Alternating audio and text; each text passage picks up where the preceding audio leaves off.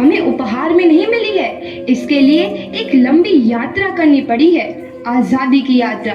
इस यात्रा में हजारों लाखों लोगों ने अपनी जान की कुर्बानी दी। 1919 जलियांवाला बाग। आज हमारी बैसाखी का दिन है, लेकिन पूरा पंजाब बैसाखी नहीं मनाएगा। हम सब बैसाखी नहीं मनाएंगे।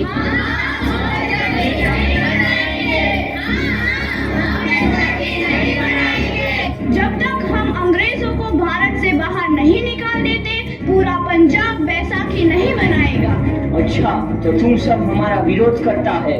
भाग जाओ यहाँ से, इसका अंजाम बहुत ही बुरा होगा। हम नहीं जाएंगे, तुम लोग जाओगे। हमें नहीं, तुमको भारत से भागना होगा। Soldiers fire!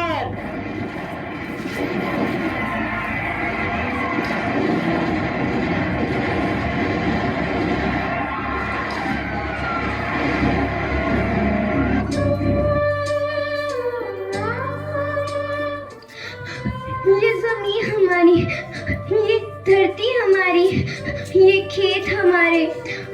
अभी थोड़ी देर पहले हमारी ये फसलें लहरा रही थी, पर इन अंग्रेजों ने हमारी फसलें बर्बाद कर दी। इन अंग्रेजों ने एक ही झटके में इन सब फसलों को काट दिया। अंग्रेजों, तुम्हारे इस अत्याचार से हम डरेंगे नहीं। इस अत्याचार का बदला लेकर रहेंगे। हम आजादी लेकर रहेंगे। जलियांवाला बाग हर हिंदुस्तानी की आंख नम कर गया। इस कांड में कितने मासूमों की आहुति चढ़ गई। इतनी हैवानियत से इंसानियत कत्ल कर दी गई। जलियांवाला बाग के हत्याकांड ने आजादी की आग में घी देने का काम किया। मासूम औरतों, बच्चों की दर्द भरी चीखें और सिसकियां इनकलाब का गूंज बनकर उभरी। लाला लाजपत राय, भगत सिंह, राजगुरु, सुखदेव सरीखे क्रांतिकारियों ने भारत की इस जमीन से विदेशी दरिंदों को निकाल फेंकने के मंसूबे मजबूत कर लिए। 8 अप्रैल 1929 लाला लाजपत राय के नेतृत्व में साइमन कमीशन के खिलाफ एक भारी जुलूस निकाला गया। Simon commission, Simon commission, Simon commission, Simon commission, Simon commission, Simon commission, Simon commission, Simon commission, Simon commission. बेवकूफ इंडियंस, तुमको हमारी बात समझ में नहीं आती। Stop this. Simon commission. नहीं मानता। आई से स्टॉप दिस। लाला जी, आप आगे बढ़ो, हम आपके साथ हैं। लाला जी, संघर्ष करो, हम आपके साथ हैं।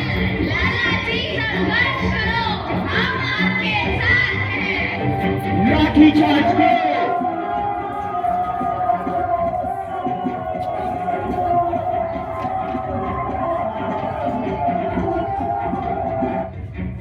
लाला जी को तो बहुत गहरी चोट लगी है, उनका सर फट गया है। मेरे शरीर में लगी एक एक लाठी अंग्रेजी सरकार के कफन में कील का काम करेगी। ये आजादी की लड़ाई रुकनी नहीं चाहिए। ये जिम्मेदारी मैं तुम सबको सौंप कर जा रहा हूँ। लाला लाजपत राय की दर्दनाक मौत के बाद भगत सिंह, सुखदेव, राजगुरु, वतन के इन मतवालों के खून में ऐसा उबाल आया जिसका सामना करना अंग्रेजी सरकार के लिए मुश्किल हो गया। अंग्रेजों को करारा जवाब देने के लिए स्कॉट और सैंडर्स को मारने की रूपरेखा रची गई।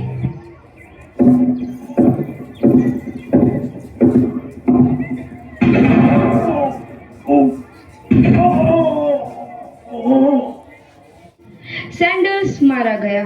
चारों तरफ तहलका मचा था। दीवारों पर लिखा था, लाला जी की मौत का बदला ले लिया गया है। भगत सिंह समेत सभी वहां से फरार हो गए। 8 अप्रैल 1929 दिल्ली में ब्रिटिश सरकार की सेंट्रल लेजिस्लेटिव असेंबली की बैठक में 2 बम धमाके की आवाज सुनाई दी।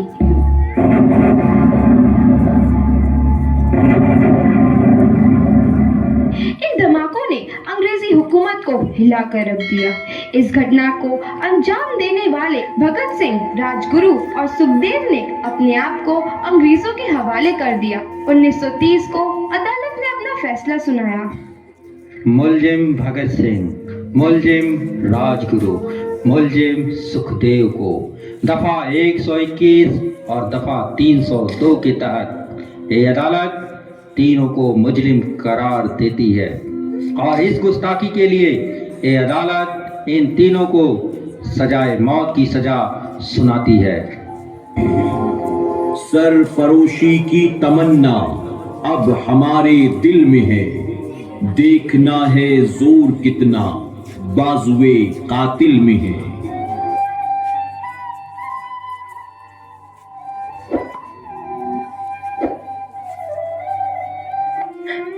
पुत्र की हाल है तेरा?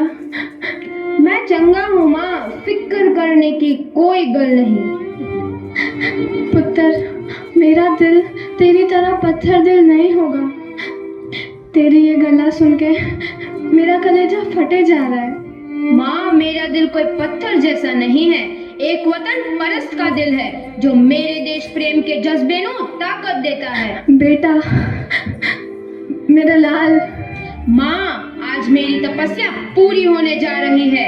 जे तू रोई तो मैंने तकलीफ होइया। सोच, तेरा पुत्र आज शादी करने वास्ते जा रहा है। फर्क केवल इतना है, वो घोड़ी पर नहीं फांसी पर चढ़ने वास्ते जा रहा है। आज तू क्रांतिकारी की माँ है, कल तू एक शहीद की माँ होगी। माँ, पुत्र भगत, तू इतनी छोटी उम्र में हम सबको छोड़ के चला जाएगा? तूने जिंदगी में देखा ही क्या है पुत्र? मैंने अपनी माँ देखी है जिसने मुझे एक ही बात बताई है कि बेटे, अपने देश के लिए एक बार मरना 100 बार जन्म लेने के बराबर होता है। अच्छा माँ, अब आशीर्वाद दे, आखिरी बार विदाई लेने का समय आ गया है। भगत, मेरे लाल।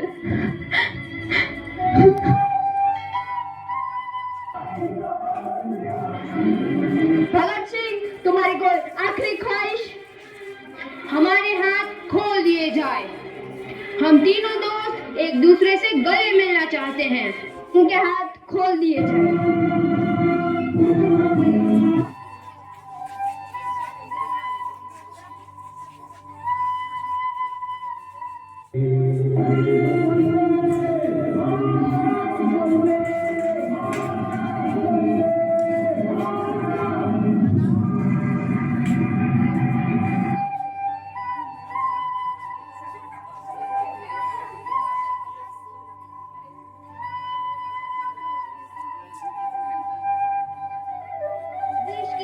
नौजवान के मन में आजादी की नई उमंग हिलोरे लेने लगी।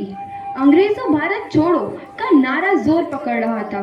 सबने एक आजाद भारत का सपना देखना आरंभ कर दिया था। हर कोई अपने अपने ढंग से इस महायज्ञ में अपनी आहुति दे रहा था। सुभाष चंद्र बोस, रानी लक्ष्मीबाई, तात्या टोपे और मंगल पांडे जैसे शहीदों की कुर्बानी रंग लाई। 1947 को भारत आजाद।